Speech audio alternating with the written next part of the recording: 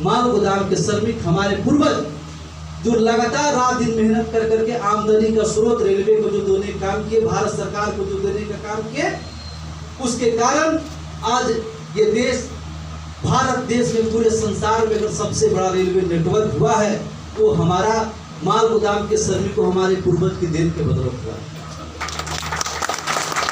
हमने सरकार से कहा है कि अगर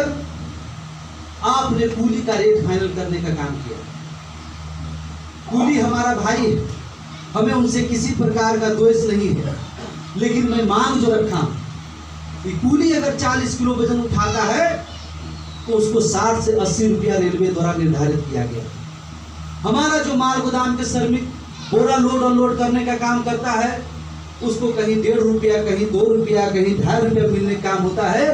इससे बड़ा शोषण का उदाहरण दूसरा कोई नहीं हो सकता। 1998 से पहली बार देश के रेल मंत्रालय में रेलवे बोर्ड के अध्यक्ष और सीईओ हमारे विनोद कुमार यादव जी ने इस बात का हमारे सामने उन्होंने स्वीकार किया कि जब पूरे देश में कोरोना की महामारी थी, जब एक आदमी दूसरे आदमी को देख नहीं पा रहा था, अपने घर के बालकनी से रोड पर निकल नहीं पा रहा था, जब प्रधानमंत्री जी हमारे ने आग्रह किया कि सब कुछ को बंद किया जाएगा, इसके अलावा मेरे पास कोई विकल्प नहीं है इस महामारी से बचने के लिए, उस समय जो आपने मालगाड़ी को चालू रखने का निर्णय लिया, वो मालगाड़ी चालू निर्णय इसलिए रखा गया कि हमारे देश के जितने भी हमारे देश की जनता, हमारे देश के लोग हैं, उनके सामने किसी भी प्रकार की खाद्यान्न का, अनाज की कोई कमी ना हो। जो हमारे प्रधानमंत्री जी ने देश के मीडिया को संबोधित करते हुए उन्होंने कहा कि देश के गरीबों को, मजदूरों को, सभी माइग्रेंट वर्कर को, सबको अनाज की प्राप्ति होगी, किसी को राशन कार्ड नहीं दिखाना होगा। ये सारा चीज जो संभव हो पाया, ये संभव हो पाया आपके कंधे पर जो गेहूं, चावल, चीनी पहुंचा करके आपने देश के कोने पहुंचाने का काम किया, उसके बदौलत हुआ। जब मैं ये सारी बातों से हमारे रेलवे बोर्ड के चेयरमैन विनोद कुमार यादव जी को अवगत करा रहा था, तब उन्होंने कहा कि आप पहले भी, इससे पहले आपने हमसे जगदम्बिका पाल जी के साथ मुलाकात की थी, लेकिन मैं इस बात को समझ नहीं पाया था। लेकिन जब पूरे देश में सिर्फ मालगाड़ी चला और हमारे पदाधिकारी महोदय ने मुझे हर बात से जो अवगत कराने का काम किया, तो मैं आपकी बात से पूरी तरह सहमत हूँ कि हमारे देश में माल गोदाम के श्रमिकों के साथ बहुत बड़ा अन्याय हो रहा है। और मैं आपको विश्वास दिलाता हूँ कि बहुत कम 2 महीना के अंदर इसके लिए अलग से फंड और बजट बना करके आपके सभी माल गोदाम श्रमिकों को तमाम सुविधाएं, तमाम सारी सुविधाएं देने का मैं काम करूंगा।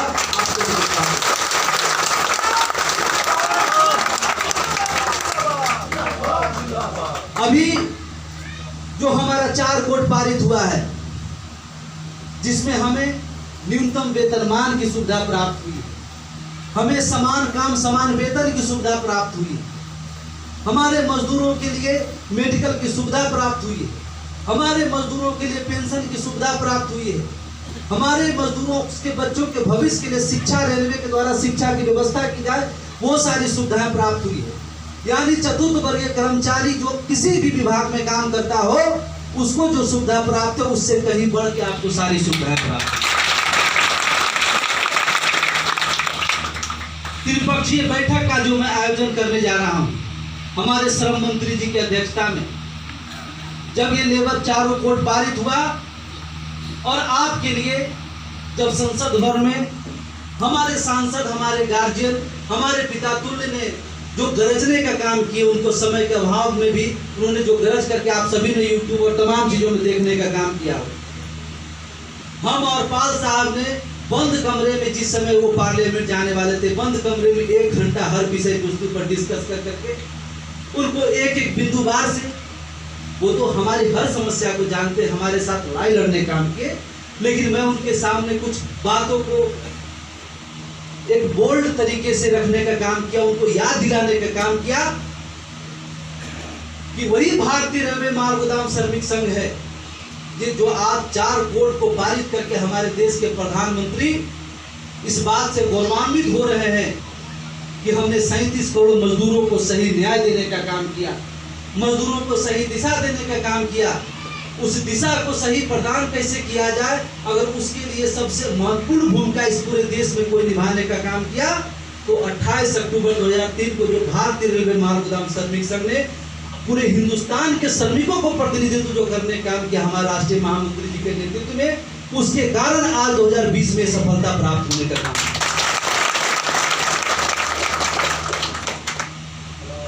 हम अपने सभी पदाधिकारियों से, अपने सभी गार्जियन से अनुरोध करना चाहेंगे कि एक त्रिपक्षीय बैठक जो 28 अक्टूबर 2003 को हुआ, दूसरा त्रिपक्षीय बैठक इसी 2020 में हमारा होने वाला है। हमारी जो मूल मांगे थी, जो सुविधाएं थी,